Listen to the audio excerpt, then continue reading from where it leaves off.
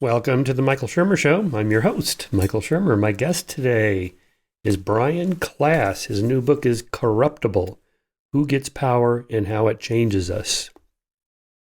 Brian grew up in Minnesota, earned his doctorate at Oxford, and is now a professor of global politics at University College London. He's also a weekly columnist for the Washington Post, host of the award-winning Power Corrupts podcast, and a frequent guest on national television. Klaas has conducted field research across the globe, interviewed despots, CEOs, torture victims, dissidents, cult leaders, criminals, and everyday power abusers. He also has advised major politicians and organizations, including NATO, the European Union, and Amnesty International. You can find him at brianpklaas, Klaas.com, and on Twitter at Brian Klaas, Klaas again. Okay, fascinating conversation, very relevant for today's politics. We talk about the question of, does power corrupt, or are corrupt people drawn to power? This is actually a testable hypothesis, and he does that quite well. We talk about some of his experiences of interviewing and talking to dictators and despots and cult leaders, and it's quite fascinating. What he's searching for here is characteristics of these people, and are they different from the rest of us? If we think of 1 to 3% of the population as being psychopaths, and some percentage of them having the dark triad characteristics of psychopathy, Machiavellianism, and narcissism, what about the rest of us? You know, the 97% of other people who are not psychopaths or don't have the dark triad, why do we fall for power? Why do some of those people want to get into power? What are the characteristics of people that seek power that are different from those of us that don't? And that leads us into talking about authoritarian personalities, which we've seen a lot of lately, not just Trump, but also Putin and Xi and Kim Jong-un and others. And we talk about the similarities between them, but also the differences. The Stanford prison experiment and Milgram's obedience to authority experiments, and what some of the lessons are we can learn from those. In-group, out-group biases, and the polarization of politics. And is it really worse now than it was decades ago? The answer is yes. We talk about the physical characteristics of successful leaders. Why is it that height in men and looks in women seem to make a big difference? But it does, and some of the possible evolutionary origins of that. Why a lot of people like a strong leader, for example. Talk about the cult of personality. I mean, who leads a cult? What is it they're really after? And why do people fall for cult leaders like that? And then we end talking about hunter-gatherer societies versus modern societies, and to what extent hierarchy with a power structure is inevitable. And is it? So you'll have to give a listen to see what the answer is in this podcast. And if you support and enjoy this, please give us a little support at skeptic.com/donate. The podcast is supported by the Skeptic Society, which I direct. And this is part of our outreach program for promoting science, reason, rationality, and critical thinking. And if you support that, we appreciate your donations at, again, tax-deductible donations at skeptic.com/donate. Okay, thanks for listening. And here is Brian Klaas. And I'll already properly introduced you as the author of Corruptible. Love that cover, by the way. Who gets power and how it changes us? Talk about a timely subject, at least in both American politics and probably British politics, and the whole narrative around mask mandates and vaccine mandates. You know, the pushback is they just want power and control over us. You know, as if they don't care about our health. It's really secretly a kind of a drive toward controlling people. I think it almost seems like we have that natural impulse to be skeptical of power. Yeah, I think we do, and I think it's generally a good thing to be skeptical of power because that's what counteracts its abuses. I think some of the skepticism has been on overdrive recently, where the challenging is not of people who are abusing their power, but of challenging basic facts and science. Yes, well, so Madison's famous line, ambition must be made to counter ambition, in the Federalist Papers, it was clear even to the Founding Fathers in the 18th century that people unchecked will just desire power. So this gets us into your research, I mean, it seems anecdotally that's true. You can just think of 100 examples off the top of your head. But is it actually true? I mean, do psychopaths seek power, and or does the power corrupt good people? And that gets us into the nature of your research. But before you start citing studies and stuff, give us a little bit of background. How does one come to study psychopathic dictators and mafia kings and so forth? Yeah, so I started researching the breakdown of democracy and the rise of authoritarianism, and my PhD research was about people who rigged elections and people who did awful things to the people below them. I met with various former despots and so on. And what I started to wonder is there a commonality between the people that I'm meeting in these faraway palaces who are, abusing dissidents and torturing, people who criticize them and so on, and the sort of run-of-the-mill neighborhood dictator, the petty tyrant that we've all encountered in our own lives. And that led me to these questions of, is it that power corrupts, or is it that corruptible people get power? Is it, all of these dynamics that we often hear in conversation? What's actually true? And that's what I set out to discover. And so I conducted about 500 interviews with horrible people, mostly, some good ones, but lots of, in addition to the former despots, cult leaders, crooked CEOs, kingpins that were, involved in violence, bioterrorists, all sorts. And then I also approached the academic literature, trying to figure out what the studies actually say about, how power changes your brain, whether psychopaths are better at getting power, all these sorts of questions. And that's been an evolution that I've sort of had for my professional career for the last decade or so, which has culminated in this book. Yes, it's nice, all the different examples you have. I was thinking of, in my area of skepticism, initially dealing with like psychics and mediums and astrologers. And so, did they really believe they have these powers? Or are they just total con artists faking? And I tend to think they mostly believe it. I think there's almost an evolutionary process, like they're just fooling around, playing around with it just to see how it goes. And then they get positive feedback from their followers like, hey, how did you know that? You have a gift, and maybe I do have a gift. And then they start building an internal narrative like, hey, I am psychic. And then, boom, they have a whole profession at it. And then I started thinking maybe cult leaders are like that. Jim Jones, he started off as a kind of community activist in San Francisco Bay Area, and he was pretty progressive, when Jerry Brown was a governor in the 70s, and there's pictures of him, and his church is manning the soup kitchens. They're helping people.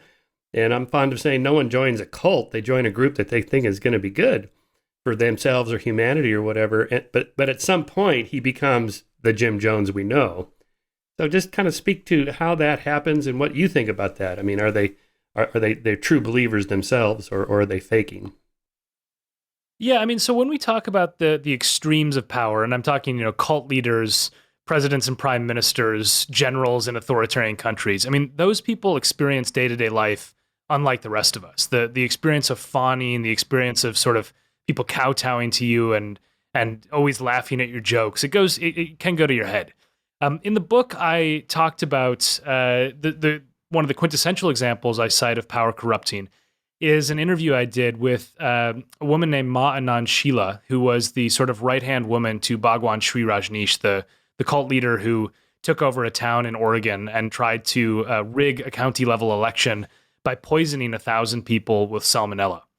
And, she also hatched various plots to poison people with water that had been contaminated, and also to assassinate a U.S. attorney, which thankfully didn't actually happen. And what's striking about her is sort of the trajectory of her life is really, really, it illuminates this dynamic of power corrupting, because she starts off as this art student. She gravitates towards the Bhagwan, who she believes is a sort of godlike figure on earth. And then she becomes elevated into his inner circle. And all of a sudden, every decision that she's making is around how to maintain that position, how to become even more powerful within that cult. And so, what was striking to me was that this seemingly nice, normal person very quickly transformed and starts hatching plots to assassinate people. She then serves 4 years in prison and is deported. And now, and this is where I met her, she runs a care home for vulnerable people in Switzerland, people with schizophrenia and other vulnerable disorders and so on. The Swiss government has approved this. I mean, they've said she's fit to look after vulnerable people. And since then, I don't think she's done anything wrong, at least that we know of. But I will say that when I interviewed her and she offered me water, I politely declined. So I was being a little bit careful there in case she was poisoning that as well. That was a funny moment in your book. Yeah. Yeah. So that gets to this question of, well, first of all, how does it happen? Well, incrementally, one step at a time, like Milgram shock experiments, just 15 volts at a time as you go up the toggle switch series. Doesn't seem that bad. And you kind of hope maybe it'll end the next one or he'll get the next question right, so I won't have to do it. And then before you know it, you're at 450 volts. So maybe it's something like that. But what you're suggesting is kind of counter to much of a narrative about criminals, that there's like a criminal mind, or she must have had something in her that I don't have. And yet, 99% of her life is just being a normal, good person. And she had this one little period where you can kind of see what happened. So what does that say about her personality and temperament and who she is? And could I do that? Could that happen to you or anybody? Yeah, so that's one of the ways I start the book is I say, what would you do if you were all of a sudden thrust into being the dictator of Turkmenistan? If you inherited this massive amount of power in a terrible, terrible system. And I think, when you ask that question of, is it that corruptible people seek power or that power corrupts people? It's not actually a dichotomy, it's both. But the important thing is you have to diagnose which is which in each circumstance. It's the same with criminals, by the way. There's some people who are psychopathic who will absolutely relish causing pain and breaking the law and seeing if they can get away with it. There are other people who situationally will change their behavior to act like a criminal. And they may not be, sort of rotten to the core. But what I'm talking about a lot in the book is this mediating factor that I call the system, which is sort of the environment or the structures around you that cause you to behave in different ways. I mean, just like you say, nobody joins a cult. A lot of people who become dictators do so incrementally as well. They get worse over time. They don't just simply say, "Oh, I'm going to start torturing my enemies" as a teenager. They don't think that way. So, of course, there are some, and I do talk about in the book the psychopaths among us, and they do disproportionate damage. Their brains are different from ours, and they're very, very good at getting power. They're obsessed with it. And they're very bad at wielding it, which is a horrible combination. But, I think that there's a much bigger phenomenon happening. And that's why I wrote this book, is trying to say that we have three big stages of power. We have the people who seek it, the people who obtain it, and the people who stay there, the people who retain power. And at all levels, we have to think carefully about how our systems either increase the tendency of awful people to seek and obtain power or counteract that tendency. Because you can sort of take that party quip of power corrupts, absolute power corrupts absolutely. The harder thing to do is to say, what are we going to do about it? How are we going to fix this? And I think that's why I really wanted to dive into understanding these dynamics, because you can't fix them unless you understand them. Yeah, so they're the counterfactuals matter. What about all the people that have power and they're just good people? The George Washingtons or the Cincinnatus, there's actually tons of them. You have Fortune 500 companies, and the breaking news story is the one guy who embezzled or whatever he did. What about the other 499 CEOs of Fortune 500 companies? I don't even know who they are. They're just doing their job. Yeah. And so we have kind of an availability bias there, the survivorship bias. Or these are the ones that are doing the bad things, so let's focus on them. Yeah, so let's separate, let's say the 1% to 3% psychopaths. They obviously have something in their brains that are different from the other 97% of population, or just kind of normal people. And just talk about them for a moment, the psychopaths. What are the characteristics? Why is it always bad? Isn't it good to be kind of not risk averse and you want to be a badass and get out there fearlessly, like special forces maybe? You talked about Kevin Dutton. I know Kevin pretty well, and I loved his stories about the recruitment of special forces in the UK. And basically, you just want a badass psychopath on your team. Yeah, so for the psychopaths, I broaden it out to the dark triad, which, as you probably know, is the Machiavellian narcissistic psychopath, and it's this cocktail that I think is so damaging. And the way I try to describe it to people who haven't encountered this research before is to say, most of us have our dials relatively low on all three traits. We might have traces of them. They might go up in certain situations. I mean, your ego will come out more in some situations than others, but it's manageable. there is a type of person for which the dials are sort of switched permanently up on all three of those traits. And those people are very, very good at manipulating their way into power. They're, and part of that is the way we've designed the way that we promote people into power, because a job interview, for example, is tailor-made for somebody who has superficial charm, the two words that are almost always associated with being a psychopath, right? I mean, you've got to make people like you for 45 minutes in a job interview. Being a narcissistic Machiavellian psychopath is a pretty good recipe for success in that format. Now, when you ask about the sort of, is it ever good?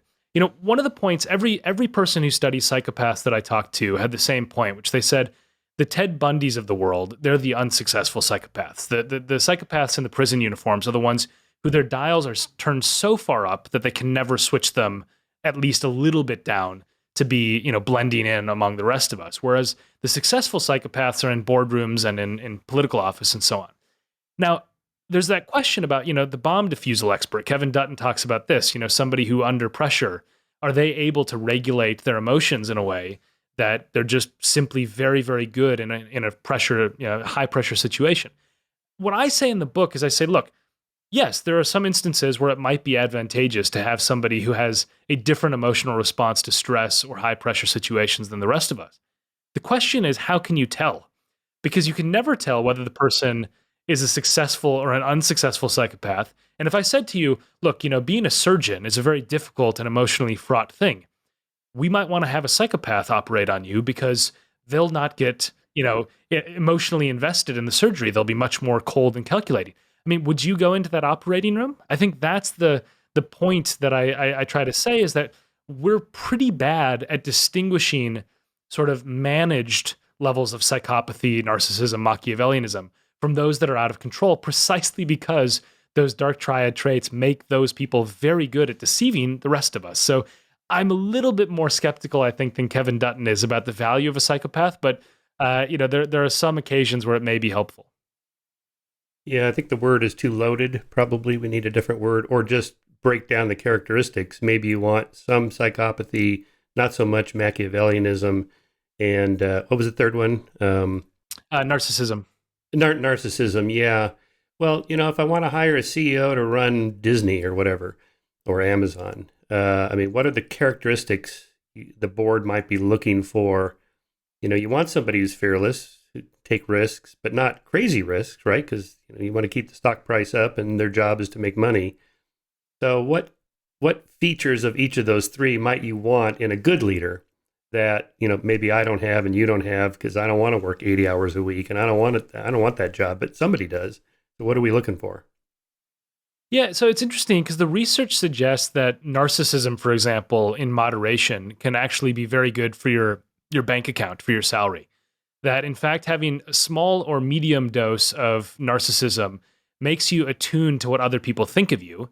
And so it in some ways, it can be healthy to make sure that you actually care about what your peers or your colleagues think of you, and that actually may help you get promoted.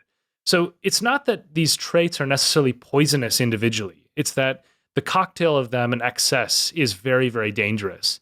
And that's why I think we have to differentiate between those people on the extremes and those people who just have, a little bit of a big ego. But I also think that we have to have a broader discussion about power, in the sense that the best leaders are the people for whom power is not the goal in itself, right? You want a CEO who wants to change the world in some way, or they want to produce a product that's going to improve people's lives. It's not that they want to be powerful for the sake of power. And that's true for politicians as well. And yet what we have, especially when you think about democratic politics, is you have a self-selection. You say, who wants to run? Well, the people for whom power is very, very attractive are going to go to the front of the queue. And the people who think, gosh, I'd like to help my community, but there's going to be a lot of costs associated with this. I'm going to have to fundraise. I'm going to have to placate lobbyists. My kids might get harassed at school. Maybe I'll get death threats. Those normal, decent people will often bow out. And so I think we have to think much more carefully about how we recruit people into positions of power to ensure that those people who don't want it actually end up in leadership roles more often. Yeah, I've been complaining about why is it we have Trump and Biden, or Trump and Hillary. Where's the Madisons and Jeffersons and Hamiltons and all these geniuses? and or Lincoln and Douglas, and these just great politicians. Maybe they go into Wall Street, or they go to Silicon Valley, or they go into entertainment, or where the real money is, and maybe they don't want that kind of power. I don't know. Yeah, well, it's interesting you say that, because I think one of the things that we don't appreciate enough is how the system helps determine who actually puts their hat in the ring. And one of my favorite studies in the entire book is this brilliant study that these economists did, where they had these students roll a dice 42 times, and if they got a 6, they got money. So every time they rolled a 6, they got money. But they could self-report their scores, so they could lie. And you could use a statistical test to figure out how often they lied just based on probabilities. And when they ran the study in India, where the civil service is notoriously corrupt and there's lots of bribes, the people who lied on the dice rolls were disproportionately drawn to being a civil servant. They wanted to be a bureaucrat who would take bribes and sort of get their kickback. When they did the exact same study in Denmark, the relationship was inverted. All the people who were really honest wanted to go into civil service jobs and be bureaucrats and so on, because they knew they couldn't get kickbacks. So that meant that in Denmark, the people who were cheating were going into business. And I also encountered this in my own fieldwork when I went to places like Thailand, where politics is extremely dangerous. I mean, it's a place where you sort of get into office and then you upset the wrong general. You may end up in exile, in jail, in financial ruin, possibly dead. And as a result of that, when I talked to sort of these best and brightest young people, they said, why would I go into politics? That's where you lose it all, right? I'm not willing to roll the dice. And I think some of that has happened to the United States. I mean, I see this in these videos that are now becoming more and more common of, school board members being given death threats based on, their attempt to follow public health guidance, for example. And I think, the reason I got into politics was because my mom ran for the school board when I was a kid, and she was, interested in improving the district and serving the community. And her biggest worry was, the teachers union or some sort of pay dispute. And now it's like, you want to be a school board member, you better be ready to deal with security issues. You better be ready to deal with crazy people picketing your house. And so, I think that is going to change who's drawn into these systems, because a lot of us are just going to look at that and say, it's not worth it. Yeah, there was that story yesterday about the Haitian president who was assassinated a couple months ago, that in fact, he was about to release this list of corrupt politicians and corporate leaders in the country that were, taking kickbacks and so on. So they had him killed. Well, anybody with any kind of a half a brain would look at that and go, well, I don't want that job. So there's, although back to your previous story, there's a kind of logic to it that if you're in a corrupt system, then of course you're going to cheat. You're going to, take kickbacks. That's the norm. So why would you not do that? I mean, in a way, you'd be a sucker not to do that. Whereas if you're in a system that's fair, you don't have to do that. Maybe you try it once or whatever, and you're told you don't have to do that here. Oh, okay. Or maybe it never even enters their mind because they grew up in a completely different culture. Yeah, this is you've gotten me to my second favorite study, I think, in the book, which is the UN parking ticket study. So in the United Nations, the diplomats are broadly immune from prosecution or any sort of payment of fines because they have diplomatic immunity. Now, for a long time, that meant that they could park however they wanted to in New York City and not have to pay the fines. And so there were 150,000 parking tickets worth $18 million racked up by various diplomatic staff in New York City. And Michael Bloomberg finally decided to put an end to this and started to impound the cars of the illegal parkers. So it creates this sort of interesting natural experiment of what happens when you don't have enforcement and what happens when you do have enforcement that shifts overnight. And what became clear was that the Norwegians, the Germans, the Japanese all parked pretty much legally most of the time, regardless of what the enforcement was, because they came from this culture of clean, ethical behavior and so on. Whereas the Egyptians and the Yemenis and so on parked illegally all the time. I mean, I think there were hundreds of parking tickets on average per diplomat from some of these countries. And then when it switched, when all of a sudden the enforcement came in, the Yemenis and the Egyptians started parking like the Norwegians almost immediately, which I think is really it's an important lesson on accountability.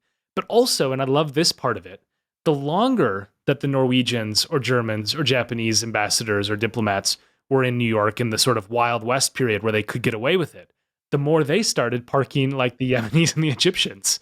And so, it's this parable that I think provides us some insights for our lives about power, which is accountability and systems do shift behavior. I mean, culture and individual agency, the choices that we make, or the places that we come from, or the types of behavior that are normal around us, all dictate how we behave.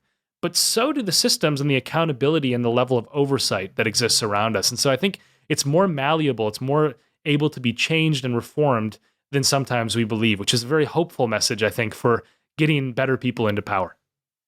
Yeah.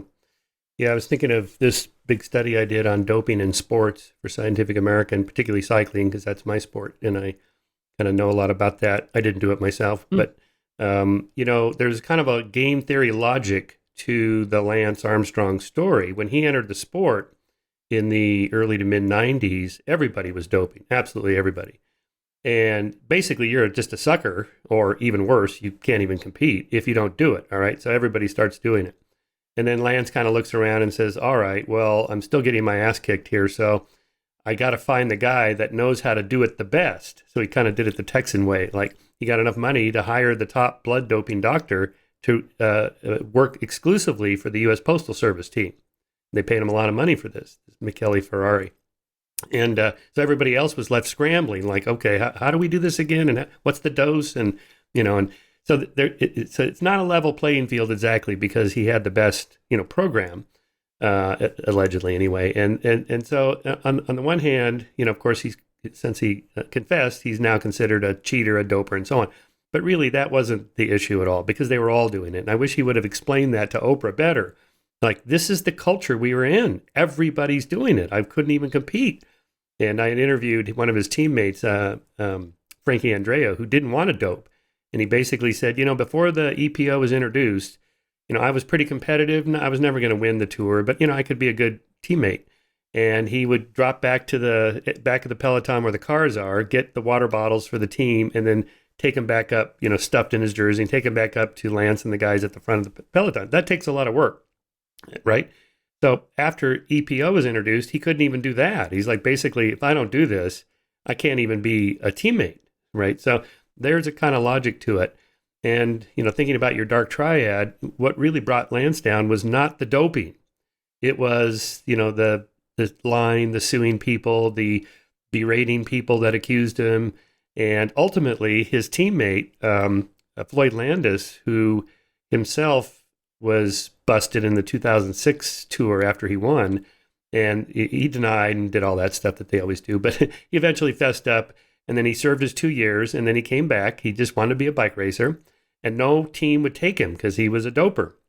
So he went to Lance, who now was on his comeback with Radio Shack team, and said, Lance, I just need a job. I just want to, I'll carry your water bottles for you. And Lance said, nope, you're a sucker. You got caught, and we don't want losers like you, or something like that.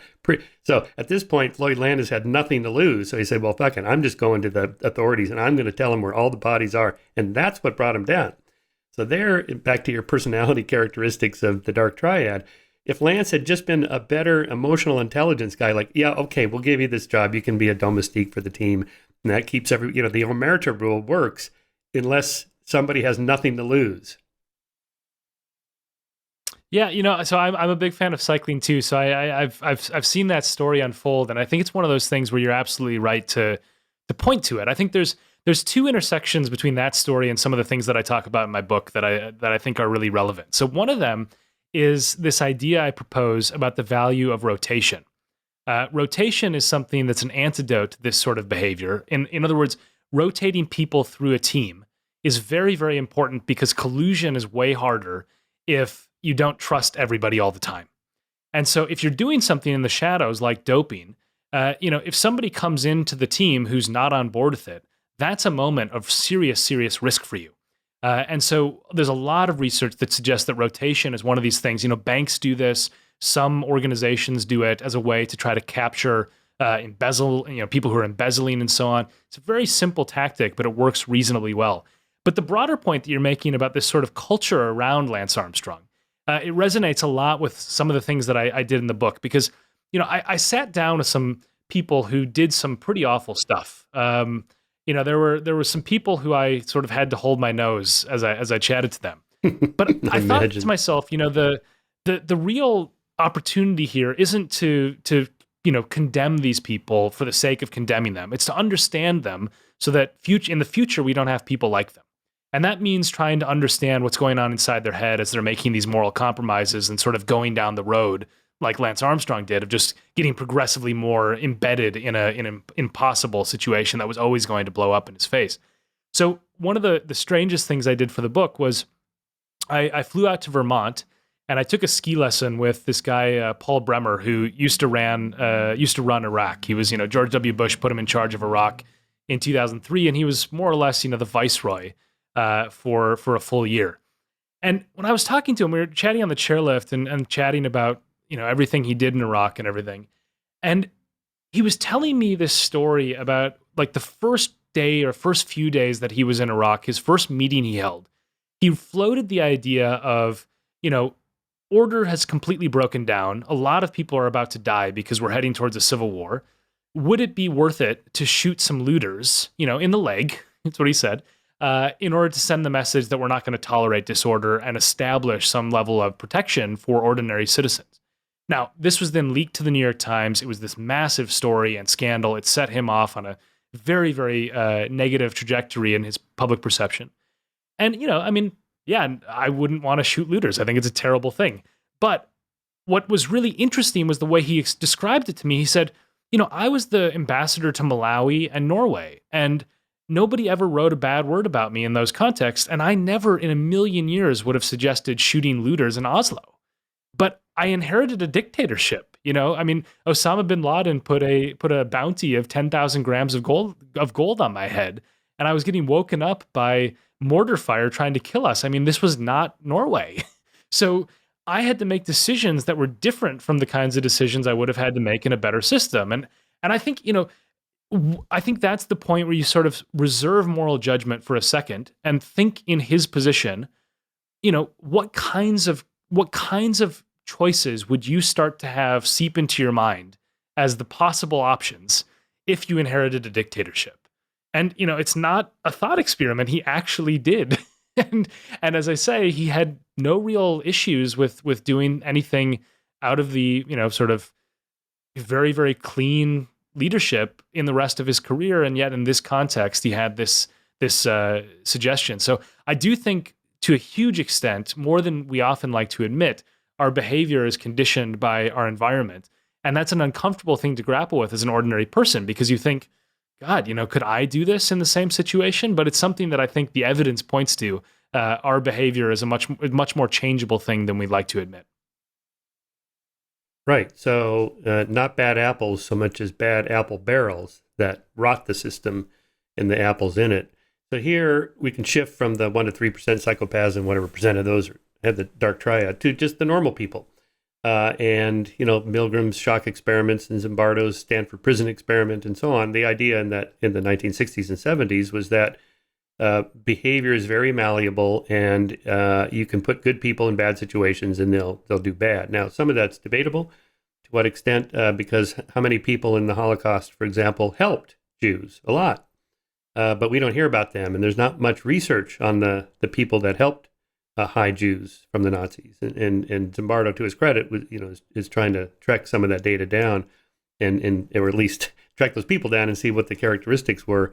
So just talk a little bit about human nature, who we are. Actually, again, that 97%, those of us put in a situation like that, would we act that way, and which of us wouldn't? Yeah, so it's funny because there's this paradox about me and about my book, which is that I end up gravitating towards some really awful people who did some really awful things, and yet I have a very optimistic view about human nature. I tend to think that most people are decent and good, and I also am pretty optimistic about our ability to build structures that bring out the best in people. Even if that doesn't exist now in every place in the world, that we can actually get there. Now, when it comes to those psychology studies, and you mentioned Zimbardo, I talk about the Stanford prison experiment from a slightly different angle early on in the book, and it's the way I reconcile this. So the Stanford prison experiment, most people are familiar with it. The very basic tagline is, you stick these college students who respond to a psychology study ad into a prison uniform, and the guards start to abuse their fellow students very, very quickly in ways that seem monstrous and so on. And what I stumbled across in my research that I haven't seen written about anywhere else that I'm aware of is this 2007 study that has flown under the radar, where they basically said, okay, we're going to replicate the experiment. We're not actually going to put the people in the uniforms because it's not ethical and so on. But what we're going to do is we're going to have the same recruitment ad.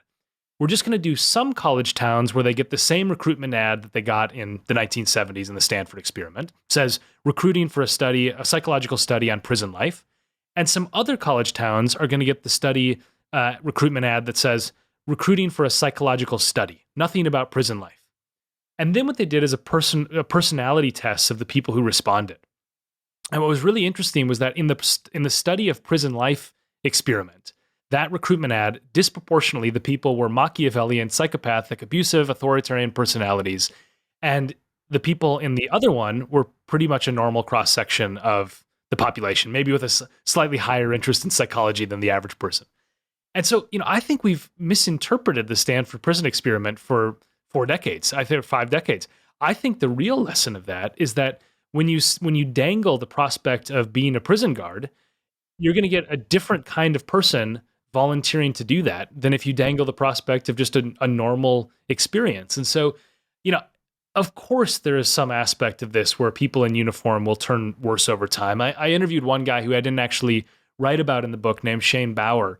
It's one of these things that happens when you write books, is that occasionally some really good stories don't make the cut when you're editing and you're trying to keep it into a certain word count and so on. But he was a fascinating guy because he was, you may have remembered there was a story about, I think it was 2009, he was detained as one of the hikers who crossed the border into Iran. And he's one of these 3 guys who ends up, biggest story of the time. And he was in, solitary confinement. He came back to the US and undertook this undercover reporting job as a private prison guard. And what he said to me is he's like, I started to think about the prisoners as less than human almost immediately. Right? He may not have used those exact words, but he said like my sort of view of them became very, very different. And it was weird, and my personality was changing, and I was not recognizing some of the things I was saying to these people. And, it was just to get through the day. So it's not to say that the Stanford prison experiment isn't rooted in a broader truth that, yes, having power over people changes their psychology. There's evidence I talk about in the book about the neuroscience changes that happen, but also that there's a selection effect. And I think we pay a lot of attention to the power corrupts angle. We pay a lot less attention to the sort of, why do people want to be in these jobs? And is it possible that some of the motivations are not as pure as we would hope they would be when we put someone into a position of immense authority? Yeah, I know that literature really well. I've written quite a bit about Zimbardo and Milgram, and I never came across that study you cited. It's astonishing that no one seems to know about that. Your book is the first place I've heard about that. And that's an important finding, self-selection. And how much does that happen in other psych studies? Just the way you word the invitation to participate, short of just telling your undergraduate 101, Psych 101 class, they have to do this or else do a paper. And of course they do that. But to Milgram's credit, he went out into the community in New Haven and just got regular people, so he wasn't advertising so much as from undergraduates. Sure. And he found pretty consistency. It didn't matter what their socioeconomic class was or even gender or other personality trait. They just, just fell into that system. Now, it's debatable about what it is exactly they thought they were doing in those experiments. I mean, obedience to authority was Milgram's interpretation. Other people have said, well, maybe it's more like role modeling or, expectation of what I'm supposed to do, even though I don't really believe it. I did a replication of this for Dateline NBC with Chris Hansen. Chris Hansen. And we had 7 people. We built the toggle switch box, and we advertised that this was a game show for NBC called What a Pain. And it would just be to see how far we could get people to. We followed the script and so on. Well, like the first woman we had, maybe she was already familiar with the experiment. How could you not know about this? But in any case, she looked at this box and I'm supposed to do what? She goes, I'm out of here. And but the others went most of the way, and some of them went all the way. Just 7 people is all we had. But I could tell that none of them liked it. They didn't want to do it. It was like, okay, I really want to be on this show. And and they were squirming in their seats, and they kept looking back at our little experimenter. And, are you sure this is okay? Yes, please. And he just had the script. Please continue. You must continue. I must continue? Yes, you must continue. Okay. And he had the authoritarian voice and the whole thing. And so I had, sort of two takeaways from that, yes, you can get people to do that, but it's not like they want to do it. It's not like they're psychopaths going, oh, this is so much fun to throw electricity in this guy's body. So to me, that tells us our human nature is mostly pretty good. Most people, the average person, doesn't want to hurt other people. And it takes some effort to get them to do that by that kind of situation or their commands or the orders.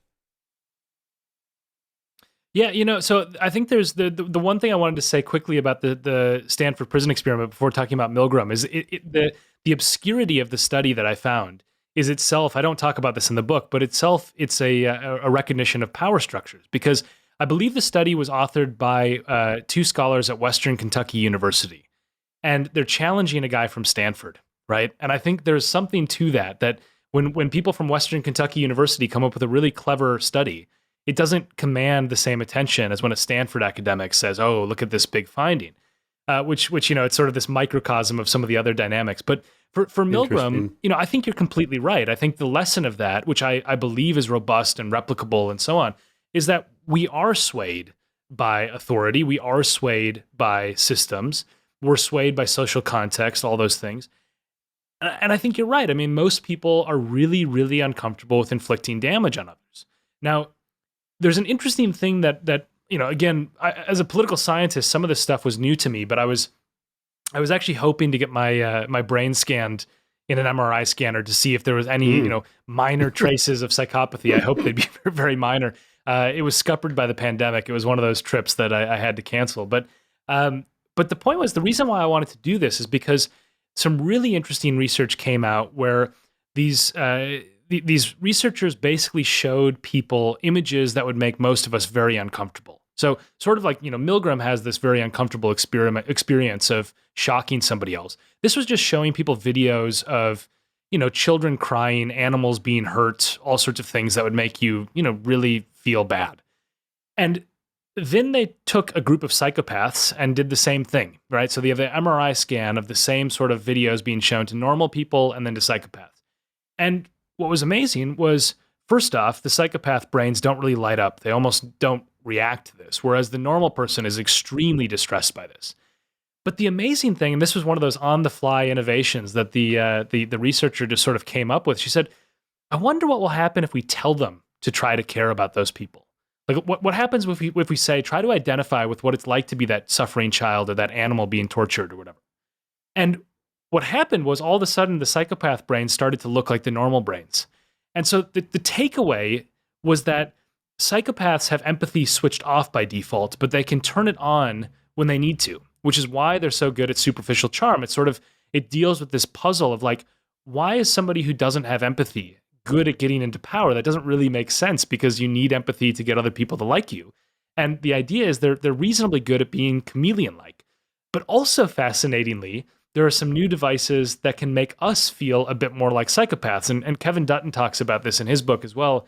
But these sort of machines that blunt emotional response, if you hold them up to our heads, can give us a glimpse of what it might be like to have empathy switched off. And when you see more distressing images with those devices, as a normal person, you don't have your brain light up like a firework quite so much. So I think some of this stuff is actually physically and biologically based. And it's a subject that I was totally baffled by this when I started. I started off as this guy who studied dictators from a political science lens. And then I had never encountered any of this psychology research. I had never encountered the neuroscience research. I'd never encountered the evolutionary biology or evolutionary psychology stuff. I started reading it and talking to all these people and interviewing people around it. And I thought, we're all trying to tackle the same thing, but none of us talk to each other. Right? I mean, political scientists never cite psychology research. Psychologists, I talked to Dacher Keltner, this amazing psychologist out in Berkeley who studies power and how it changes people. And, he's like talking to me and he's like, oh man, I would love to sit down with a dictator at some point, because it'd be so interesting. So, who knows, we're trying to hash out a collaboration at some point. But the point is that there's actually a lot of this research that's not I think, brought to as much prominence as it could be because it's in these little silos of disciplines.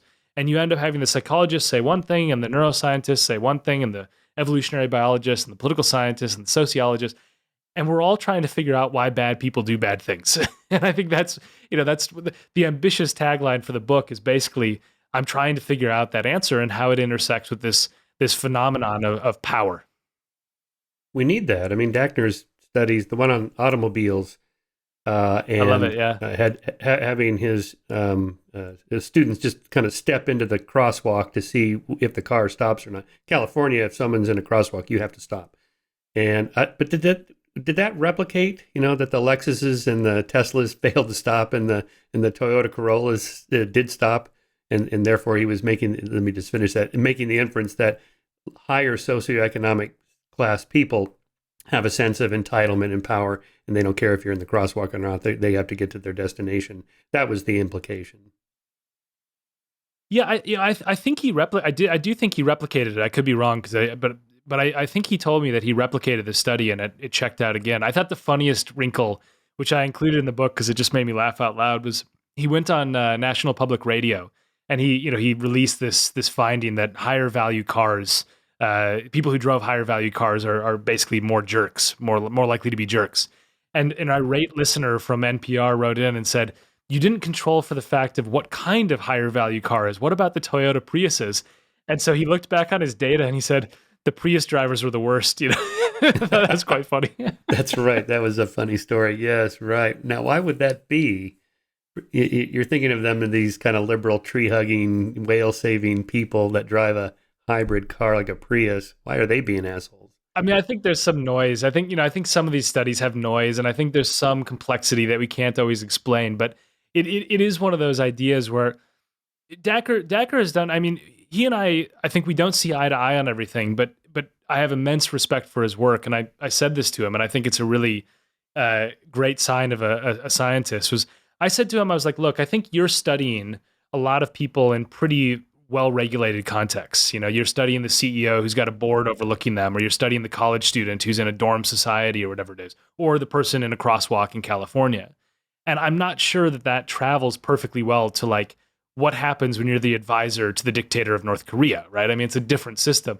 And he's like, yeah, that's true. And that's one of the limitations of some of this research is that we don't always know, is it a universal human trait, or is it that, mostly white American college students are driving some of these findings? And that's one of the dilemmas that you have in trying to write about social behavior is that, we have an availability problem that if you're trying to do a study, the people who are most readily available are college students who will happily do just about anything for a $5 gift card. And so it's a real problem. And I think this is where I hope, this will be a book that convinces some of these people who are working on similar questions to start working more collaboratively, because we have insights from one another that just aren't being filtered up, I think, into the broader understanding of power itself. I can't remember if you talked about his monopoly study, Dechner's monopoly study, and I don't know if that ever was replicated. You know about that, right? Where some players get 2 dice, others get 1 dice. You get $100 when you pass go. Somebody else gets $200. The whole thing is openly, transparently rigged, and still the people with the 2 dice and the $200 when they pass go somehow feel entitled, like I really am better than this guy.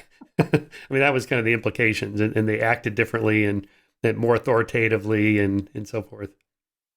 Well, I love that there's this study that it's a sort of similar one. I think it may have been Dacher or one of his colleagues out in Berkeley, but it's this idea of illusory control, which is sort of a similar idea to what you're describing at the Monopoly study, where they just said, roll a dice. If you get a higher score, we'll give you money. And they said, now, do you want to roll the dice or do you want this assistant to roll it for you? And people who were less powerful were more keen. Didn't really care. People who were less powerful figured, well, it's the same. It's a random dice roll. People who are more powerful were saying, I want to roll the dice, right? It's this idea of like, I can actually will this some way, which is a replicated finding about how power goes to your head. But it's also, some of this stuff, you don't require studies or interviews with some of these awful people that I've sat down with. The logic just makes sense. So one of the examples, it's from philosophy is this idea. Hegel talks about the master-slave relationship, and he says, if you have a place where there's a slave, the master doesn't really care about the slave getting to know them or understanding them because it doesn't affect the master. Whereas for the slave, if they don't understand the master, his habits, preferences, etc., he's going to end up getting more beatings. He might get killed. It's a really dangerous situation. So there's an asymmetry there. And that's just sort of, obviously the master-slave idea is a much more extreme aspect. I describe it as saying, why is it that so many bosses don't know their employee's birthday, but a lot of employees know their boss's birthday? I mean, there's something that happens when you have high levels of power over people beneath you that suddenly it's easier to think of them as disposable or less interesting or less worthy of your attention. And that creates some really problematic thought processes that when it comes to abusing them, it makes it much easier because you don't see them as fully on par with you. And I think, again, this is why it's so crucial to make sure that we have systems that elevate people who are automatically good and decent, because if those corrosive effects are going to already be there, we better start from a good baseline, because if you've got a psychopath that then gets thrust into those situations, they're going to get even worse, right? And so, I think there are some things that are intrinsic to power, but I also think that the much bigger story that we're ignoring is the story of who's drawn to it, who gets it, rather than necessarily just exclusively focusing on how power changes you. Yeah, I've been thinking about the social justice movement and this kind of tendency now to judge people of the past by current standards, sometimes standards that were decided last week. Thomas Jefferson owned slaves, and this actor in the 50s said these, like John Wayne said things about Native Americans and so forth that were pretty cringeworthy, to say the least. And I tend not to want to judge people by the past by our standards, because we've made a lot of moral progress. And, just even in 2011, most Americans thought same-sex marriage was wrong, including Obama and Hillary, right? So we can't really assess them by, the new standards. On the other hand, with slavery, if you have to lock somebody up and use chains and whips and beat them, you have to know on some level they don't want this. And so what would be the justification in their mind? This is just something I've been thinking about, that they're not really human, or they're subhuman. They're not really on my level. And, like I keep my dog locked up so he doesn't run out in the street and get run over because I'm kind of his custodian. So I think the psychology must have been something like that with slavery, that they're not really people, and of course there were some pseudoscientific theories about this. They're a different species or a different race, subspecies that's lower intellectually and so forth. And, all those crazy theories in the 18th and 19th century. Anyway, I'm just kind of free associating here on that slavery issue. What do you think about that, of assessing people in the past by today's standards? Well, I think, so the story that comes to mind that I write about is this really, which you're completely right about, the idea that there's this dehumanization that is a precursor to a lot of these abuses in history, and you can even have them in the same person. One of the stories I like, that because it sort of isolates this cause and effect, is King Leopold II of Belgium. Now, if you're Belgian, and especially talking 2 decades ago, if you're reading about him in the textbooks, he's the builder king. He's the reformer. He's the guy who brought in, universal schooling and built all these wonderful monuments that people walk around in various parts of Belgium, and that he tried to, open up the riches of the kingdom to the ordinary man, the ordinary person. And yet, if you are from the Democratic Republic of Congo, which at the time was the Belgian Congo, he's one of the worst monsters in history. He ruled over it and was responsible for literally millions of deaths. And he has this quote that I think is speaking to this idea of dehumanization and thinking about people as objects, where he says, I would like to get this magnificent slice of African cake, referring to the Belgian Congo. He doesn't want to miss out on the scramble for Africa. So he doesn't think of these people as his subjects. He thinks of them as less than human, which is why he was ordering all of the, rubber plantation sort of, soldiers and so on to behave in monstrous ways that resulted in, we think at least 2 million deaths, but possibly as many as 10 million in this place, in the Belgian Congo. And so, it's one of history's worst atrocities. done by a person who, in a totally different context, is viewed as a visionary reformer. And I think that's one of those aspects where you have to sort of you take first off the aspect of systems, then you think about dehumanization, you think about psychology. Now, explaining these things doesn't absolve them. I think that's one of the things that I always try to talk about when I'm dealing with these morally complex subjects. There's a difference between explaining why something happened and saying it should have happened. And a lot of what I'm trying to do in the book is to say, here's why I think these people are doing what they're doing. And it's not because I'm trying to sort of throw up my hands and say, well, this is fine. This is, we do the same thing and therefore it's okay. It's to say, okay, if we want to fix it, if we want to make the system better and we want to get better people into power, we better figure out why it's happening.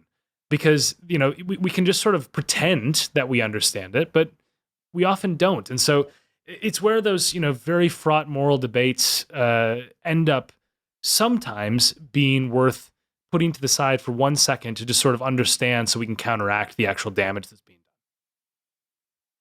done. Talk about some of this kind of return of authoritarianism and populism. I'm thinking of Putin, Bolsonaro, Orban, Trump, or somebody even like Kim Jong-un. I think they're different and have maybe different motives. Remember when Kim Jong-un's father died, there's these videos of citizens in North Korea just weeping hysterically for days. Now, everybody knows they're faking, but does the regime know? They have to know this is, and maybe they tolerate it or they encourage it because it's a way of socially signaling we're in power and we're staying in power. And if you don't act like these people, you're going to be sent off to this education camp or something like that. Yeah, so this is one of the things I write about this very briefly. It's sort of an aside, but I love this understanding of how this happens and why it happens, because I think it's fascinating. So what you get in these sort of environments like in North Korea is this absurd amount of parodying of obvious lies. I mean, Kim Jong-un hit 18 holes in one in golf. He learned to drive when he was 3. Right. His father composed 20,000 operas. I mean, the list goes on and on. And a lot of the people make the mistake when they watch this and they say, well, these people are just insane. They're totally irrational. There's actually a really rational explanation for why this happens. So if you're a dictator and you're trying to figure out who's loyal to you, one of the really good tests is to say, you have to say something that is obviously crazy. And when you do that, I will start to trust you because it's clear that you are willing to embarrass yourself on my behalf. Now, the problem is if the rest of society then buys into that lie. So if you say Kim Jong-un learned to drive when he was 3 years old, and then everybody just accepts that and says, in their dinner conversations at home, they start to accept this, then all of a sudden your loyalty test is no longer useful because everybody says it.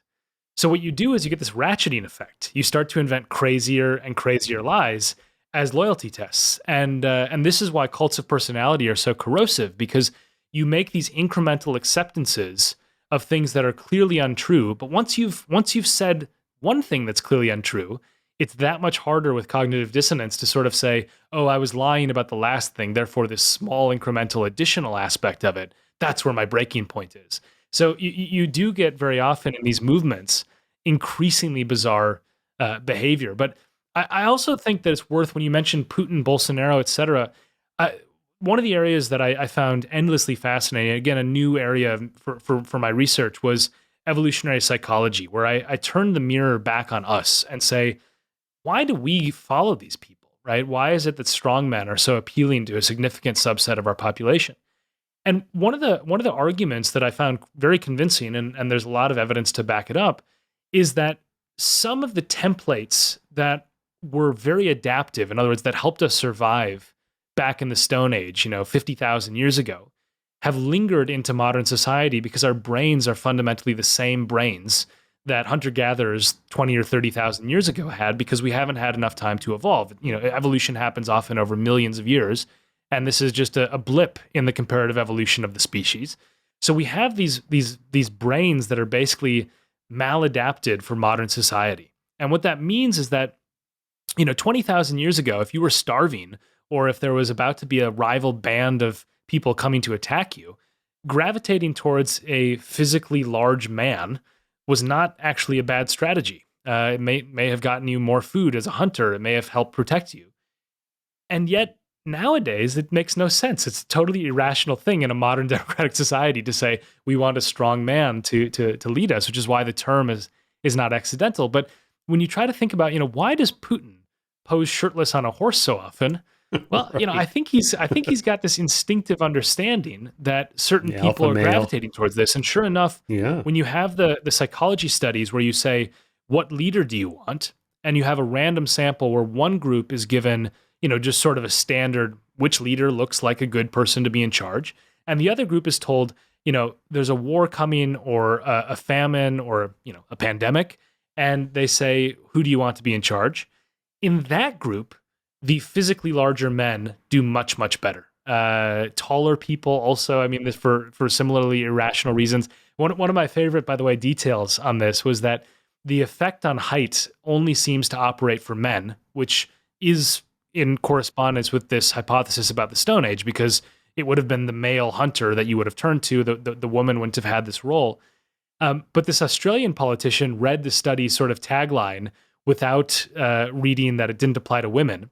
And so she had her legs broken and stretched 3 inches when she was running for office as a way to try to help her win. God. She won, but I don't think she won for that reason. Oh my God. Wouldn't it be easier to just wear high heels? I mean, that's crazy. I would think so. Yeah. I think you just explained the Trump's lies. I mean, all politicians lie and dissemble and exaggerate and so forth. But he did it, orders of magnitude more than anybody else in U.S. history. Even and the curious thing is, he would lie when there was nothing to be gained. It's not like I'm going to get this advantage when I exaggerate this thing. It seemed like a loyalty test. Like, let's just see. I'm going to say this thing this morning, and we'll see if Hannity and Tucker Carlson repeat it tonight on Fox News. And sure enough, they do. So I wonder if, in a way, it's like what you just said. Let's just see how far I can take this. And it seemed to work for and I him. think that's also that. Well, it did work, and I think it's that question of the off ramp as well. I mean, it's like once you buy into things that are either antithetical to democratic values or are racist or are lies, you have to think, okay, I've already come this far. Is this one going to be the one that's the breaking point? I think that was one of the big aspects of the phenomena of the Trump administration in the era was that a lot of people who went along at the beginning had a harder and harder time psychologically thinking, okay, finally, this is the breaking point. You know what I mean? And I think that's one of the dimensions that's not talked about enough, in my opinion, is that, once you sort of incrementally accept things that you previously wouldn't have accepted, the ability to then have the cognitive dissonance to say, I was wrong and I made a mistake, that's a much higher psychological lift than saying it at the beginning, when people might actually just reject it outright early on. And so, I think some of these dynamics are worth exploring much more, as opposed to, again, it's not to absolve people who have demonstrably false or bigoted views. It's to say, okay, well, if we understand the logic that's happening inside their head, maybe we'll develop tools that are better at sort of cajoling them away from lies or bigotry, et cetera, and those things in modern society. Yeah, no one thinks that Putin and Xi in China were legitimately democratically elected and continue to be elected for life. Yet, on the other hand, my sense is that if they actually ran in a fair election, they probably win. People seem to like those strong characters. They're different than say Kim Jong-un. They seem to be competent, strong, and exude this sense of I really am going to make Russia great again, or whatever.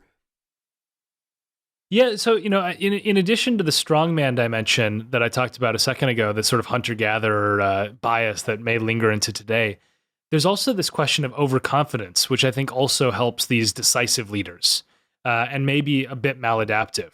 So this is one of the joys of writing the book, was also that I was starting to understand, okay, humans are a different species, but we're part of the animal kingdom. So maybe we should learn some lessons from species that don't have culture and norms around them and so on.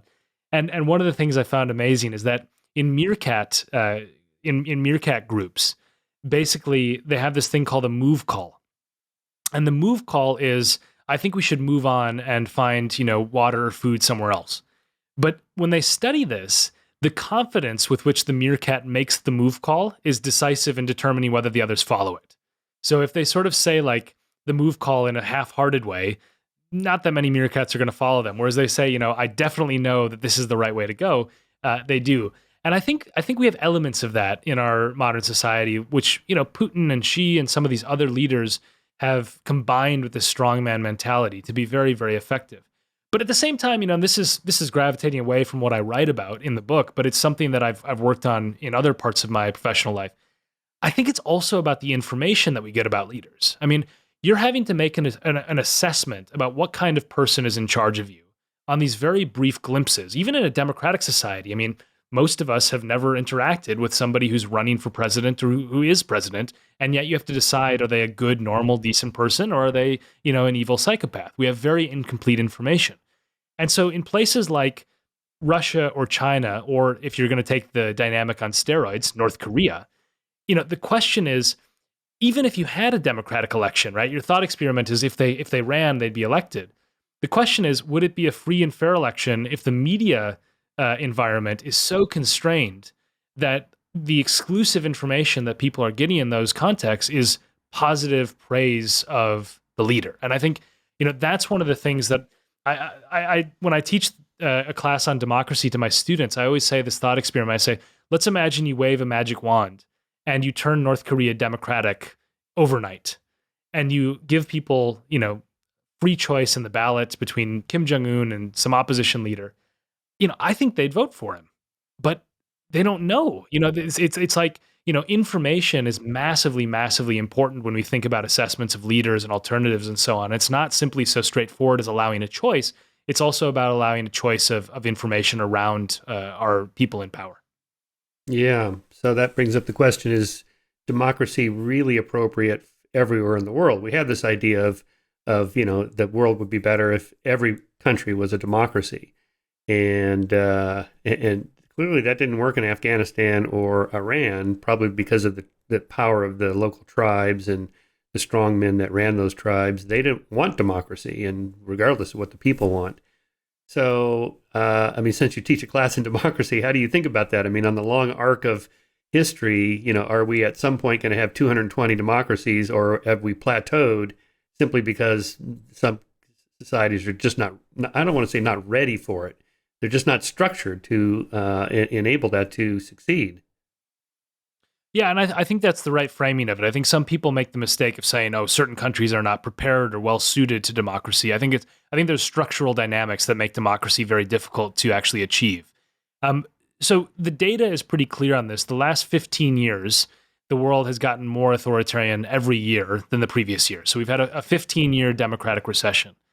I'm optimistic over the long run, and I'm also a true believer of democracy. And it boils down to a very fundamental question that I've asked myself, as I've grappled with this. I've tried to play devil's advocate with myself internally and say, try to make the case that democracy is not worth pursuing.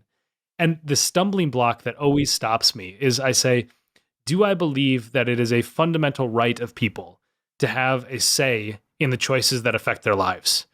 And I just fundamentally believe they do. I can't convince myself that the answer to that question is no. And so, as soon as I accept that, I have to accept some sort of democratic rule. Now, of course, you're going to have dysfunctional democracy if you have systems where warlords control, various regions and so on. It's very difficult to make it function properly. And I think, people, just as people in power are on this spectrum, right? I mean, this caricature of everybody who's in politics is evil is wrong. They're on a spectrum. There are some really evil people. There are some people who make moral compromises because they believe it's in the greater good, but actually is not, and it does a huge amount of damage. The same is true for democratic systems, right? I mean, you have some that are a little bit democratic, some that are very democratic, and you can't just flip a switch. I mean, the biggest mistake that people make is thinking you hold an election, you have democracy. I mean, that's absolutely nonsense. It's absolute nonsense. It's one small ingredient of what makes a democracy function. It's the beginning and very much not the end of the democratic story. But I'm optimistic over the longer run because I do believe that most people in the world would like to have a say in decisions about how their lives unfold. And they simply are equating democracy when they dislike it with dysfunctional democracy, which is not necessarily the same thing, right? You can make a functional democracy out of a place like Afghanistan, but it might take decades. And I think it's always worth remembering that the U.S. took a very long time. I mean, we weren't really a full democracy until we had things like the Civil Rights Act, and so it's been literally decades and decades and decades of building it incrementally. And I think the same will probably happen in other parts of the world, which is unfortunate, but is still reason to be optimistic over the long run. Yeah, women couldn't even vote here till 1920, just one century ago. We were not a true liberal democracy until 1920, and then, as you point out, till the Voting Rights Acts changed, and even now, places like Texas trying to roll back the clock a bit on that. Yeah, I remember when George W. Bush was talking about, spreading democracy and so forth, and he mentioned Nathan Sharansky's book, The Case for Democracy. So I read it. I thought, yeah, this guy has good arguments. It's kind of racist and bigoted, and kind of the bigotry of low expectations of brown people. They're just not ready for democracy. And let's debunk that argument. But on the other hand, then it failed utterly in Afghanistan and Iran. So, okay, it's not the people. It's really these bad leaders, right? I mean, this is back to your book. These tribal warlords, I mean, they're not good people, right? And then, so in a way, if anything, who's the leader of Iraq? Hussein, I mean, in a way, he kind of kept a lid on all the other, I said Iraq, all the other warlords and dictators, and maybe that was actually kind of good in a bad way, or bad in a good way. So again, it just gets back to how do we get those people to change their norms over the next 50 years? I have no idea what the solution is, but spending another $2 trillion can't be it. Yeah, I have one sort of outside the box proposal, because the last third of the book is these principles that I suggest can make these systems better. And I think one of them actually would work reasonably well in some fledgling democracies. It would work very well, I think, in the United States and other places as well. But I think it would also be this sort of bridging aspect in these new democracies. So it's based on this idea from ancient Greece, which political scientists call sortition. But basically, in ancient Athens, they had this device called the claritarion, which was effectively this thing where you got randomly selected to serve in a citizens' assembly, sort of like a really big jury duty pool, except for instead of determining guilt or innocence, you decide what the tax rate should be. And so what I think is not quite as strong a view as some advocates of sortition, because there's now been a movement where some people say, to hell with the politicians, let's just replace them with a randomly selected group of people and have that group run our country. I think that would be a mistake, because I think politics is actually a profession that requires some expertise. I mean, I think a nuclear test ban treaty is more complicated than a randomly selected person would probably understand, at least initially. Now, sortition still could have a very, very positive impact if you had oversight and accountability through it. So what I mean by that is, in the US, for example, you could make a House of Representatives that was a shadow House of Representatives, 435 randomly selected individuals. They're completely representative of the population. They have no power to actually change things, but they consider the exact same questions that the House considers. They have same access to experts, testimony, documents, whatever. And then they make their determination. They don't have parties. They might vote certain ways, but they're not formally aligned with parties. They're, as I say, demographically representative, and they're not swayed by lobbyists or campaign, finance, because they don't need to get elected.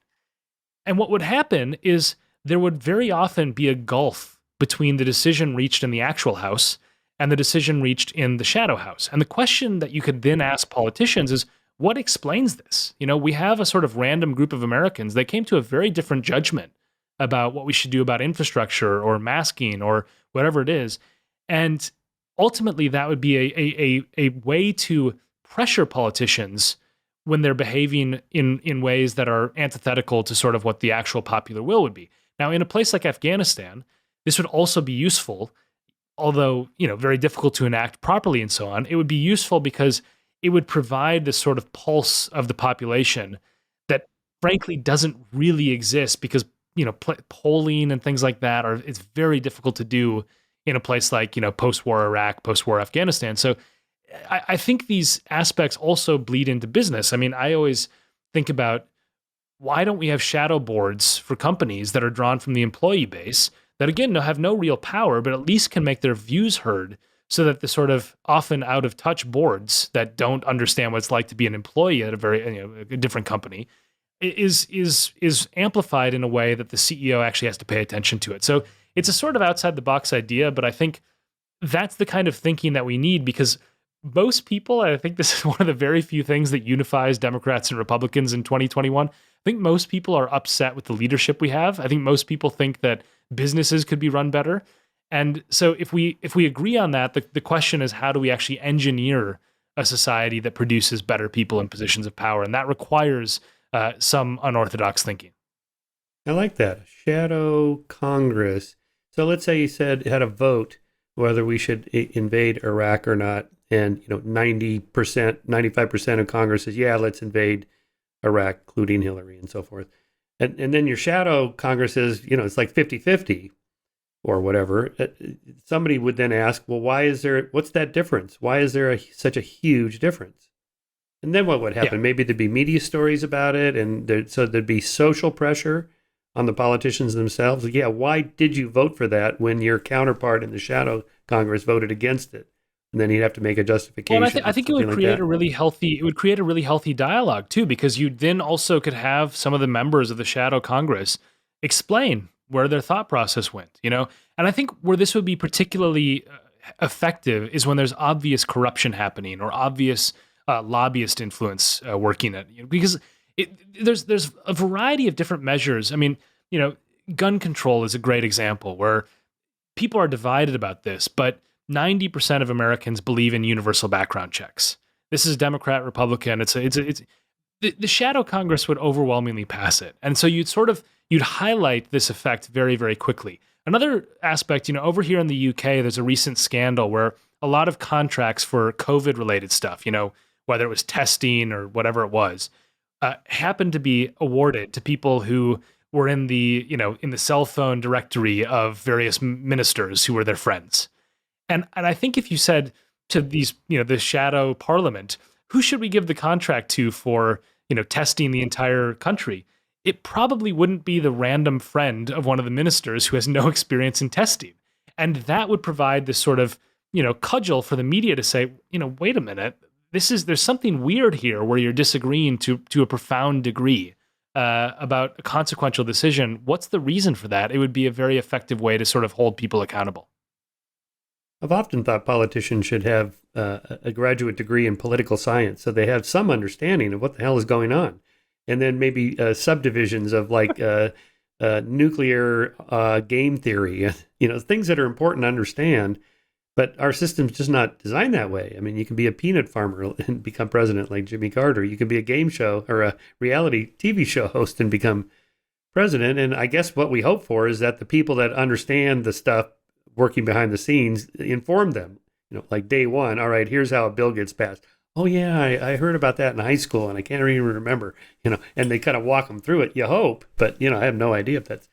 So what about term limits? There's a discussion about whether Supreme Court members should have term limits, or even the 2-year for representatives and 6-year for Congress. Maybe you get 2 terms and that's it. That would prevent career aspirations where the corruption can continue indefinitely. Something like that. I don't know if that would ever get passed because the people that vote on it don't want it. Yeah, so I think for the Supreme Court, I would favor shorter terms, definitely. And one of the reasons for that is just because I think the reason why you have some objections to term limits, political scientists generally are opposed to them. I mean, I have slightly different views on this, but political scientists are generally opposed to them because they believe that as soon as you have a definitive end date, that means that you will end up being bought by some lobbyist, right? I mean, I think there's that risk anyway, and I think we have a lot of politicians who are swayed by lobbyists anyway, so I'm not particularly convinced by that, and I also think it's an implementation problem because if you had better campaign finance, that issue would dissipate somewhat. I mean, if you had fewer lobbyists who were constantly having dinners with members of Congress and so on, you'd have fewer issues with this. But I do think one of the things that's worth asking, again, it's there's no panacea here, there's no silver bullet. But one question that I wish was asked of politicians more often, or anybody who's going into a position of power, is what do you want to accomplish where if it happened, you would start to say, it's time for me to go because my work is done? In other words, what is the actual goal of why you're going to Congress? And I think we sort of take it for granted that it's about them, the individual. It's like, I should be in power because I'm a good person or I'm a good leader. And we often divorce that from, I'm going to Congress to try to get better, regulation of labor laws or address climate change or whatever it is. And I think asking that question would mostly produce politicians who had deer in the headlights reactions. They would have no idea how to answer that, and that's a problem, right? Because at the end of the day, you shouldn't be there for perpetuity. You should do your bit, try to make society. My view of power is sort of one of these things where human progress requires people to sort of, in an ideal world, it's like you pick up the burden, you pick up the stone, and you sort of drag it forward a little bit, then you drop it, and somebody else picks it up. And I think we don't have that view of power very often. We have this view that, you just sort of grab the stone and cling on to it for as long as you can. It doesn't matter which direction it goes. It's just that you have it. And I'd be much happier in a society where everybody who went into power viewed themselves as part of this, sort of one building block in a much bigger structure of improving human society. I know it sounds utopian. I know it sounds a bit naive, but that's what I hope we can get towards because, as I say, I think not enough attention is paid to reforming systems to actually force people to behave well in power and to recruit better people into those positions of authority. It's not something we talk about very often. Instead, what we do is we obsess about why the people we have in power are behaving in terrible ways. And we have to think much broader than that if we're going to fix it. In 2018, I had Jared Diamond on the podcast for his new book on countries in crisis. And how they react, either positively or negatively, that leads to their continuance or collapse.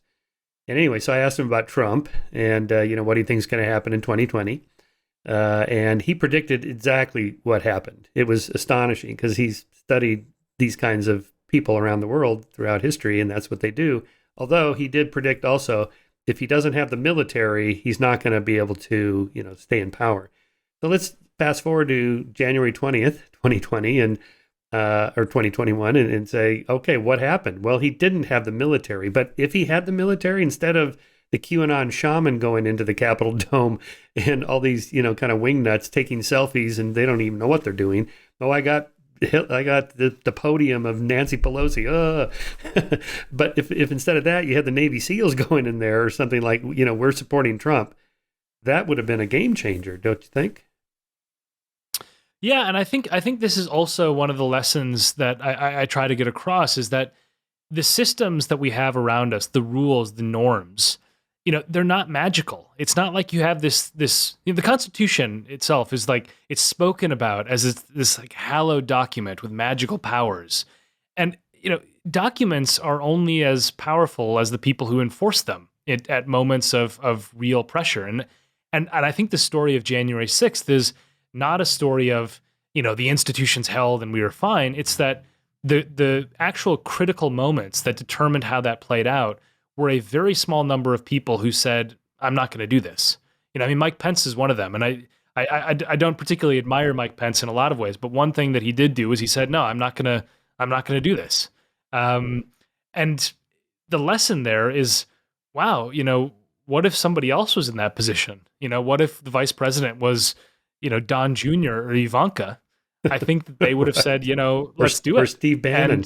Steve Bannon. Yeah. And I think if you're also thinking about what Trump would do in 2024, I don't think the vice president is going to be Pence on that ticket. So, there's a lesson here that is when people, it goes back to that UN parking ticket study that I talked about. When there is no accountability for bad behavior, you're going to behave badly. And even good people will start to be tempted by that. So what I worry about with January 6th is that there's been an astonishingly small amount of consequences.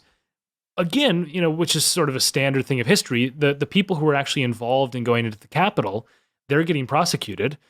Meanwhile, the ringleaders who told them to go there are not. And I think that's a very dysfunctional aspect of power as well. Is so often the people behind movements and abuse and fomenting violence get away with it because they're powerful, while the less powerful people who actually act on the instructions tend to get caught and end up in jail.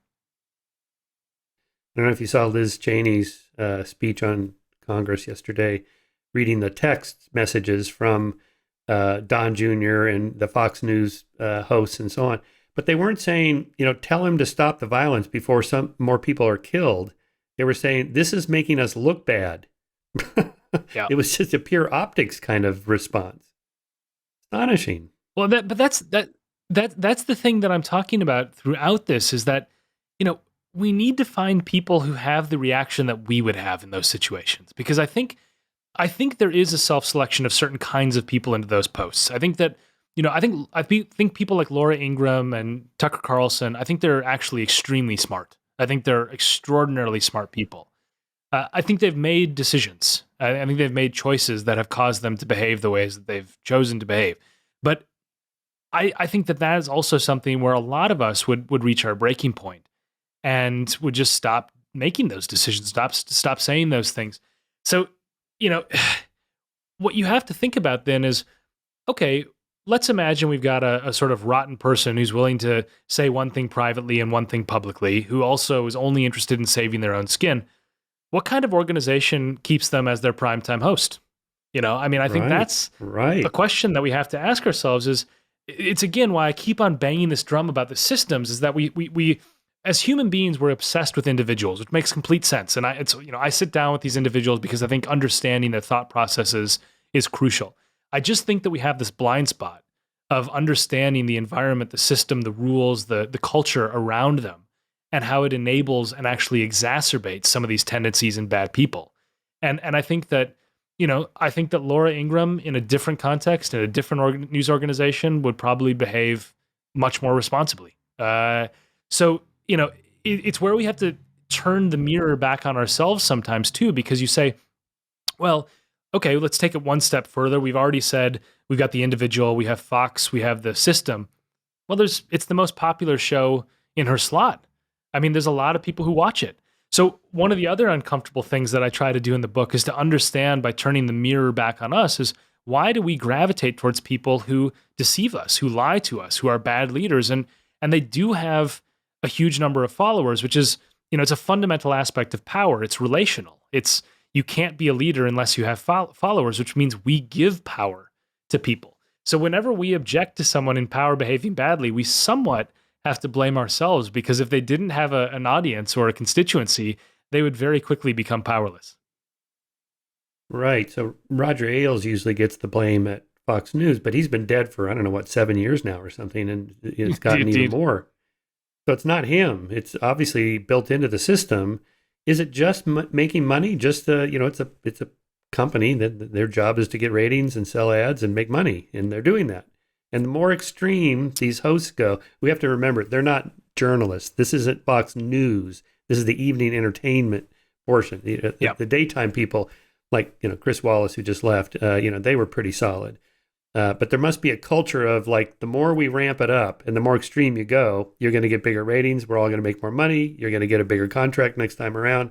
Is it that simple? It's just a Machiavellian decision like that? Well, I think there's two things happening there. One is that there is an audience for politics as entertainment. So, this transformation where politics isn't about policy. It's not about improving lives or making, the world more safe or making America more safe. It's instead about this sort of, our team is beating your team, and it's fun and it's a sport and that stuff. That dynamic is one that Fox News, I think, has capitalized on to a huge degree, which is partly our fault as a culture, right? I speak about as an American culture, that we have an appetite for this. But then at the same time, again, this complexity here is more nuanced, because Fox is simultaneously grappling with, and I think this is a huge part of the story that we don't talk about, a serious challenge from more right-wing news organizations that are more propagandistic than Fox, like OAN and Newsmax, which Trump has basically sometimes said Fox News isn't reliable anymore because they may have whispered a criticism of him at one point, and therefore he wants viewers to tune into OAN or Newsmax where they never criticize him. So when you're a Fox executive who's motivated by money and you're looking at your audience that enjoys the entertainment aspect, but you also have this challenge from the right, Well, you're not going to lose any viewers if you go more extreme because you'll capture back some of those OAN and Newsmax viewers.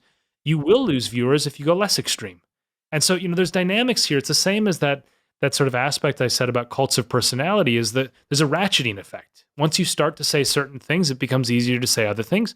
And that's particularly dangerous if you have a challenge that's further extreme because it forces you to race towards not losing those viewers, which is what I think is happening at Fox News right now. But I mean, some of these dynamics are obviously fascinating to talk about in the sort of contemporary world. I think the issues that they speak to are much broader. I mean, I think these dynamics are fundamental to human society, and I think we can glean lessons that can help us, hopefully, in 2025 as opposed to just 2021, by understanding the incentives and the sort of cultures and norms around people of influence and power and how they behave and why they behave in certain ways. Political scientists like you must be stunned by what's happened in the last 5 years. Say, compare Bob Dole just died. Compare Bob Dole running against Bill Clinton in 96 or Romney or McCain running against Obama. They seem just like great statesmen who are just solid centrist Republicans. But at the time, that wasn't the case. Like, these are radical, crazy people, and we have to oppose them on the left. I mean, and so something has happened to, I almost feel sorry for Republicans because it's a team sport, got to support the team. But when your leader is Trump, and probably again, you got to be conflicted. Like, I think Bob Dole said he didn't vote. He voted for Trump because that's my team. Even though, he could not possibly have supported him as a character, as a conservative, say. You have like that Lincoln Project that, stood up against Trump. I often always thought there must be people in the Republican Party that can put a stop to this. Apparently not. Apparently it is really quite conflicted. And if you stand up to Trump and he primaries you, and then you're gone, like Liz Cheney, well, then who's going to center the kind of right the ship and get it back toward the center? I don't know. It's really crazy. No, so I think you're completely dead on there. And this is the main reason why I wrote this book is because people would always say to me, like, why is it that all the people around me, like my friends and family, are good and decent? And yet I look up at the echelons of politics and business, and there's all these people who are, people I wouldn't want to vote for in a million years. And I think of this thought experiment. I'm a Minnesota boy, born and raised. I'm from Minnesota. And so the law firm that my dad worked at was also the law firm that Walter Mondale worked at. And so I got to know him reasonably well over the years, the former vice president. And he who died recently.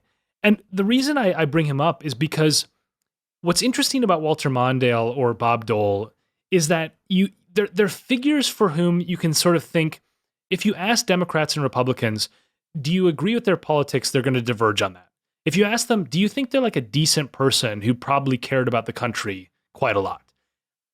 Yes, I think most people would have said yes for Walter Mondale. Most people would say yes for Bob Dole and so on. And then you ask the question, okay, who's left? Right? I mean, that's the thing that stops me in my tracks when I think about modern politics. John McCain might have had that for, some Democrats would say he was a good guy, or I mean, there's some of these dynamics where people would say that about people from the opposite party. I don't know if I can name someone who, a significant majority of Democrats and Republicans would say, we disagree on their politics, but they're a good person at heart. I mean, and that is a canary in the coal mine for a really, really broken political system. It's one that I think we need to sort of take a step back and think, how wrong have we gone, where our visions of what makes a good person are so distorted that, we can't even agree on a single individual that we think is generally a good leader. Yeah. Okay, last subject. I'm going to talk about power and hierarchy. That's kind of the core of your book, really, because I've been having a conversation in my head about this. I just had David Wengrow on the podcast for his book, The Dawn of Everything. You probably haven't read this book yet. It's a massive doorstop, but it's interesting. They're challenging the kind of accepted paradigm or narrative of the history of civilization, from small bands and tribes of hunter-gatherers that are largely egalitarian and horizontal in their social structure and laws and customs, mores, and so forth, to this argument that the moment you hit a population of thousands, you need some kind of hierarchical structure where you have a strong man at the top that kind of enforces the rules. And so I'll just use Jared Diamond's characterization of this as what the problem is. So this is from his Guns, Germs, and Steel. Calculated from his studies of the hunter-gatherer peoples of Papua New Guinea, a small band of 20 people generates 190 possible dyads, or two-person interactions, 20 times 19 divided by 2. Small enough for informal conflict resolution. But increase that 20 to 2,000 and you're facing 1,999,000 possible dyads, 2,000 times 1999 divided by 2. Here, a 100-fold population increase produces a 10,000-fold dyadic rise. Scale that up to cities of 200,000 or 2 million, and the potential for conflict multiplies beyond comprehension, and with it the laws and regulations needed to ensure relative harmony and efficacy. Here's how he puts it. Once the threshold of several hundred, below which everyone can know everyone else, has been crossed, increasing numbers of dyads become pairs of unrelated strangers. Hence, a large society that continues to leave conflict resolution to all its members is guaranteed to blow up. That factor alone would explain why societies of thousands can exist only if they develop centralized authority to monopolize force and resolve conflict. Okay, so I opened the podcast with that passage for David Wengrow. David Graeber died last year. He's an archaeologist, but he studies he's very interdisciplinary. So he goes, this is all bullshit. This is wrong. Archaeologically speaking, we have tons of examples of societies that were large, thousands of people that were egalitarian, horizontal. You don't have to have that hierarchical structure. You can resolve conflicts without that. And, they use the example of Göbekli Tepe, which was this, massive site where, people gathered by the thousands. And these are hunter-gatherers. This is 11,000 years ago, long before civilization. Okay, so I don't know what the answer to this question is, but I've always accepted the hierarchical power structure. We have to have that. And now I'm thinking, well, maybe not. Yeah, I tend to believe that hierarchy will emerge on larger scales. I think that the question that's being debated might be where exactly that threshold exists.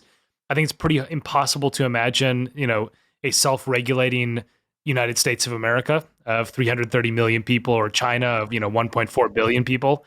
So I think that the argument is one that's worth having, but I think the question is more about at what threshold it becomes sort of impossible to have egalitarian societies. But I'm also not averse to hierarchy. I mean, I think one of the things that some people might mistake for the way I talk about abuse of power is, we need to have flat societies. I mean, one of the paradoxes is that well-regulated, extremely hierarchical societies like modern democratic states are actually the safest places to be a human that it's ever been possible to be, right? I mean, the rate of human-on-human murder is lower in these places, Germany, Japan, etc., than has ever been the case in the sweep of human history. And if you have, egalitarian societies where those rates suggest, there's one study that was out in, I think it was either in Science or Nature, and it said that in egalitarian societies, we're more like chimpanzees. About 2% of humans got killed by murder. For us in modern democratic societies, it can be 0.05 in the best regulated societies. So massive improvement. And yet, in some of the Dark Ages societies, the number was as high as 10%, a five-fold increase off of egalitarian hunter-gatherer tribes. So one of the things that I really liked as a statement was this sort of genius thinker. I would describe him as Peter Turchin, who has grappled with these questions. He's a professor at UConn. And what he says is, hierarchy it's neither good nor bad. It's a tool. It's like fire. You can use it to burn people, or you can use it to cook food. And I think the debates, while they're interesting about whether hierarchy is inevitable or not, are sort of beside the point, because the really important question is, how do we design a society in which people get a better life? And I think the answer to that question in modern life, in my opinion, is a well-regulated hierarchical society with lots of oversight, good levels of representation of diverse types of people in positions of power, and lots of meritocratic leadership that has sophisticated systems to try to counteract the self-selection of bad people into power. Now, that doesn't roll off the tongue. There's no two-word phrase for that. But what I'm talking about is fundamentally, not antithetical to power or hierarchy. Those things are tools. It's just about getting the right people in the right systems to help them wield it in a way that's better than what we have right now. Well, I'll encourage people to read your book because you have all those points in the second half of the book. Here are the things we could do. Let's hope President Biden contacts you and says, "All right, tell me exactly what I'm supposed to do here." That would be interesting. If you were God, if you were king, before that famous story of William F. Buckley, the conservative, who on a lark ran for mayor of New York City and it didn't even come close to winning, but was asked, "What would you do if you won?" He said, "I'd demand a recount." So there's only so much you could do, I suppose, unless you, again, back to your book, you really want to do that. You want to be in those positions of power. We just got to make sure we get the right people. Okay, let's wrap it up there. What's next on your research and writing plate? Well, I'm going to be working on another book at some point, but I haven't completely hashed it out yet. So that's the plan for 2022 is going back to the writing and the researching. But I will keep you posted as that develops. Yeah, no, this is really fascinating stuff. You'll have to do a sequel to the book or a new epilogue or something after maybe the midterms in 2022 or really probably 2024, depending on what happens. It's astonishing to me. In Southern California here, the conservative parts, I see a lot of Trump 2024 flags and posters. I mean, billboards and things like that. It's like, wow, okay, maybe this is actually going to happen. I didn't think it could. But, well, we'll see. There's much to play out from your points in your book to real life. So anyway, thank you, Brian. Thanks for coming on the show, and thanks for your work. Really important. Thank you so much for having me. It was a pleasure to chat to you.